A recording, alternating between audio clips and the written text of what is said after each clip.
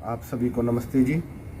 मेरा नाम यशपाल है और आज राष्ट्रीय आर्य दलित उद्धारणी सभा की ओर से मैं आप सभी को भारत रत्न डॉक्टर भीमराव अंबेडकर जी की जयंती पर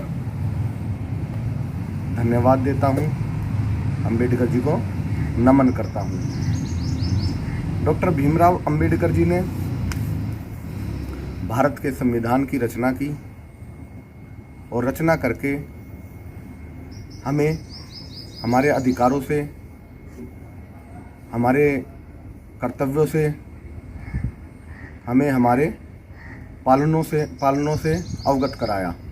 और वो संविधान ही, वो कर्तव्य ही, वो नियम ही, वो कानून ही हमें दिए जिससे कि हम अपने राष्ट्र में अपनी भागीदारी दे करके उन्नति को प्राप्त कर सकें।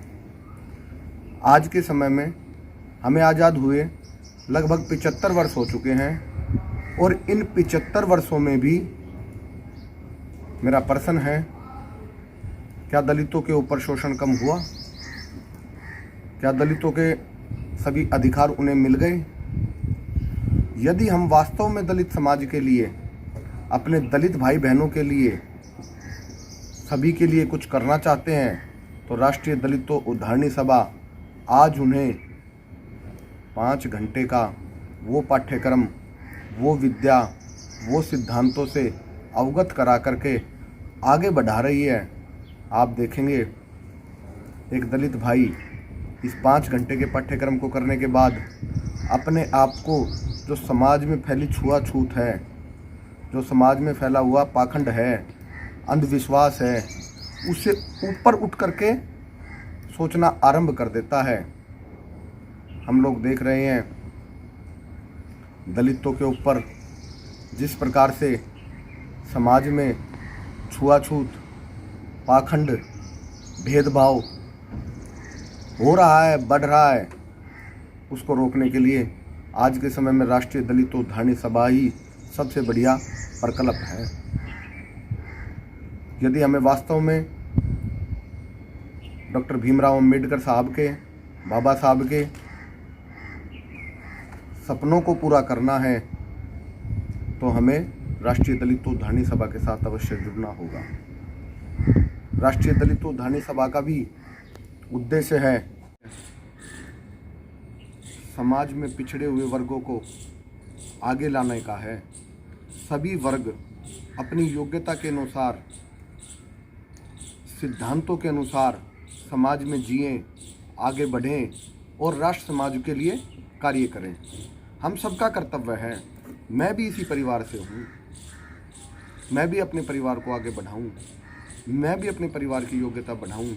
मैं भी चाहूँगा कि मेरा परिवार, मेरा समाज, मेरा राष्ट्र उन्नति करे।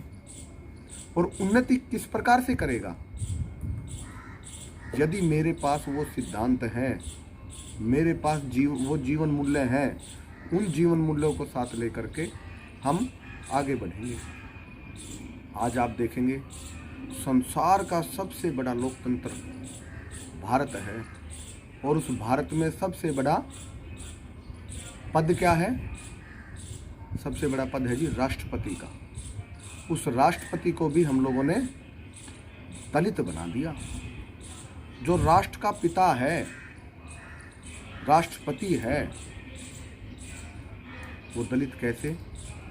तो इन शोषणों को, इन छुआछूत को, इन पाखंडों को हमें मिटाना है।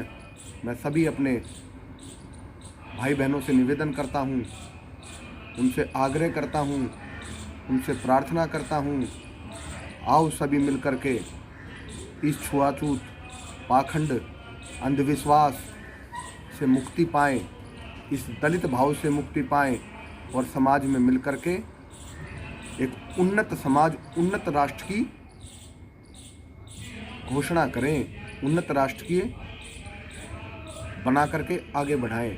आप देखोगे इंद्री में, करनाल में एक छोटे से बच्चे को पाखंड के कारण से परिवार के ही लोगों ने हत्या कर दी। क्या ये हत्या हमारे लिए प्रेरणा नहीं है? यही तो दलित भाव है। हमें इन पाखंडों से ऊपर उठना है।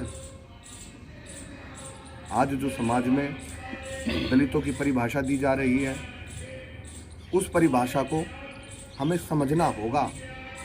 उन छुआछूत को, उन पाखंडों को हमें मिटाना होगा और आगे बढ़ना होगा।